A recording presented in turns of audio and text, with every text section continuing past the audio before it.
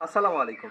আপনারা যারা আমাকে ব্যক্তিগতভাবে চেনেন অথবা আমার ইউটিউবে বা আমার ফেসবুক পেজে আমার লেখালেখি পড়েন, তারা অবশ্যই জানেন আমি ব্যক্তিগতভাবে জীবন, প্রোডাক্টিভিটি, মাইন্ডসেট, কমিউনিকেশন এই ব্যাপারগুলো নিয়ে খুবই আগ্রহী।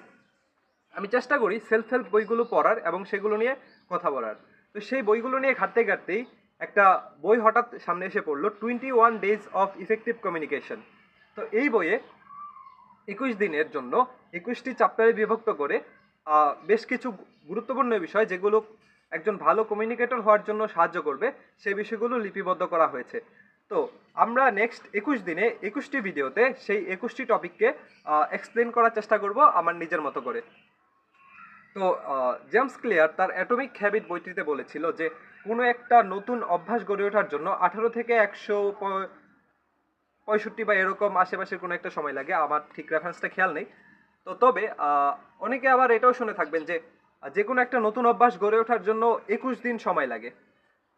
আমি একবার ডক্টর ইয়াহিয়া আমিনের সাথে একটা সেশন করেছিলাম এরকম। দুঃখিত, উনি মেবি ডক্টর নন, লাইফ স্প্রিং এর ইয়াহিয়া আমিন। ইয়াহিয়া আমিন ভাইয়ের সাথে একটা প্রোগ্রাম ছিল এরকম যে 66 days of wake up in the early morning. তো 21 দিন বলুন, 60 দিন বলুন, 40 দিন বলুন, তো যে কোনো একটা নতুন অভ্যাস গড়ে তোলার জন্য একটা নির্দিষ্ট সময়ের প্রয়োজন।